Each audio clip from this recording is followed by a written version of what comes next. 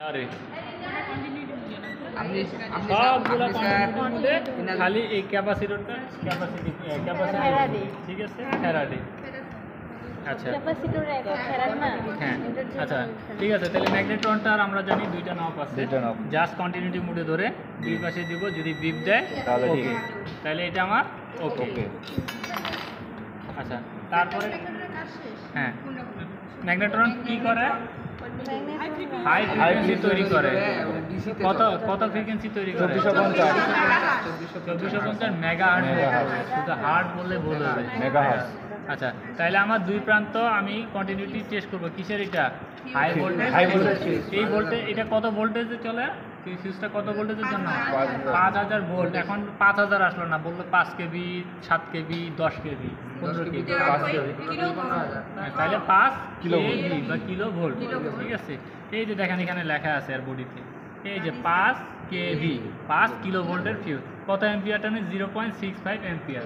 ঠিক আছে, আচ্ছা তাহলে এই ফিউজটা ভালো আছে কিনা আমরা একটু চেক দিব। জাস্ট এখানে ধরবো এক মাথা, এখানে ধরবো এক মাথা, ওকে আমার ফিউজ ওকে। মান তো আসতেছে, রেজিস্ট্যান্স যেটুকু শো করতেছে ওই যে। আচ্ছা তাহলে আমার ফিউজ ওকে। ওকে। তারপর এখন আমি আসি ট্রান্সফর্মার। আমার ট্রান্সফর্মারের কয়েল কয়টা? কি কি কয়েল? Primary secondary auxiliary. হ্যাঁ primary coil, secondary coil, auxiliary coil. Primary কয়েলে আমরা আমাদের সরবরাহ করি, প্রাইমারি কয়েলে ভোল্টেজ সরবরাহ করি 220 ভোল্ট। সেকেন্ডারি কয়েল থেকে আমরা হাই ভোল্টেজ নেই, যেহেতু এটা আমার স্টেপ আপ ট্রান্সফর্মার। আর অক্সিলারি কয়েলটা বিভিন্ন জায়গায় আমাদের যেখানে লো ভোল্টেজ প্রয়োজন, এই যে সিস্টেমটা এটা তো লো ভোল্টেজে চলে, যেখানে লো ভোল্টেজের প্রয়োজন ওখানেও লো ভোল্টেজ দেয়। ঠিক আছে, একসাথে আমাদের দুইটা, একটা লো ভোল্টেজ দিচ্ছে, একটা হাই ভোল্টেজ দিচ্ছে। ওকে, তাহলে আমাদের তিনটা কয়েল যেহেতু আছে, তিনটা কয়েলে 6টা মাথা। ওকে না? আচ্ছা একটা কয়েলে শুরু হইলে শেষ থাকে, তো এই নিচের কয়েলটা যেহেতু এইটা, তো নিচের কয়েলে এটা যদি শুরু হয় এটা শেষ হবে, এটা যদি শুরু হয় এটা শেষ হবে। তাহলে আমরা জাস্ট কয়েলটা টেস্ট করবো, কয়েলটা ভালো আছে কিনা। ওকে এই কয়েল ভালো। আচ্ছা তারপর এখন অক্সিলারি কয়েল। অক্সিলারি কয়েল এই দুইটা এখানে ধরবো, ওকে আছে। তারপর এখন উপরের কয়েলটা দেখছি এক মাথা বডির সাথে, আরেক মাথা আলাদা।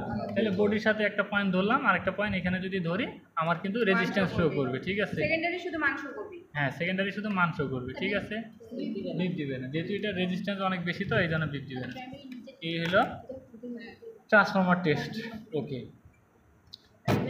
ক্যাপাসিটর। ক্যাপাসিটরে আমার এটা কি ক্যাপাসিটর? High voltage capacitor. এটা হাই ভোল্টেজ ক্যাপাসিটর কত মাইক্রোফ্যারাডের?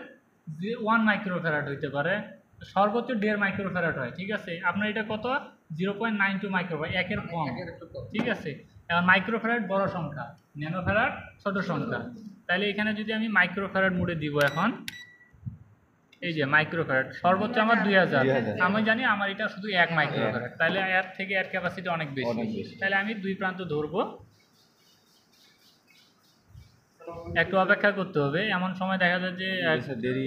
হ্যাঁ আচ্ছা অন্য একটা ইয়া দেন, এটাতে যে আসে না।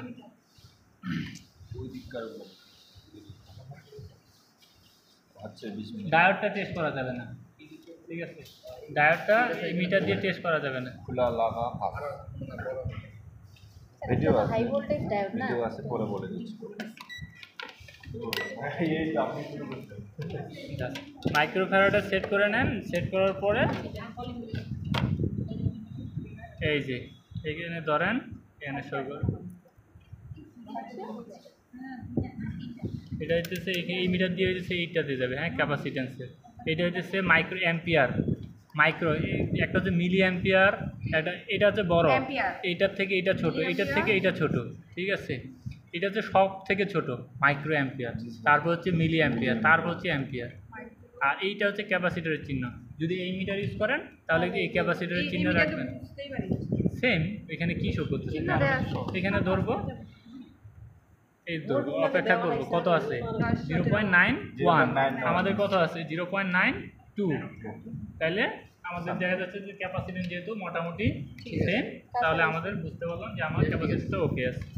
এই আমার